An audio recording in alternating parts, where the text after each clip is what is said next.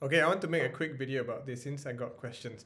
This is the story time called World Zero. You can read it on the blog drfwz.wordpress.com. All the chapters are there. So in the second part of the World Zero story arc, we follow Rulan, this little girl, and her pet Triceratops. The backstory, which I will write one day, is that Rulan grew up an orphan. Yeah? And so the question I got asked is, wasn't she sad that she was an orphan? So I cannot speak for orphans because I am lucky that I have parents. I grew up with parents, I have parents. But I can tell you something based on what I've read and how I think Rulan is. She grew up with that being her reality. She never knew what it was like having parents. That was all her life. Her whole life was like that. So she felt kind of like normal.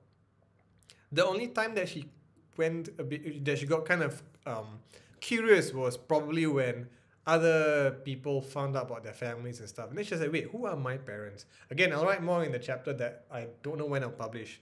So here's an example of how we might be used to something, but then when we suddenly start comparing or when we see what other people have, it can be, we can start to feel left out. So, for example, when I was in secondary school, I was just so used to sleeping in a room that I shared with my brothers with a fan. We had a fan up there, a fan or two. And then in secondary school, I started to learn that, oh, some of my friends had their own rooms with air conditioning. And they use air conditioning every single night. Then I was like, wait, what? I couldn't kind of understand that because my whole life we shared a room, we had fans, it was good enough. But the moment I was introduced to the idea of, oh, you can sleep in air conditioning every night, then I began to question, so why don't we do that?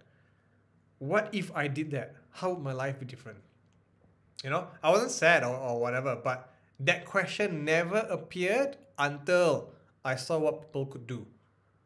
I'm sure there might be things that you and I don't really care about, but the moment the moment we see what things could be, we might start to feel a little itch. Maybe like wearing branded goods, I suppose.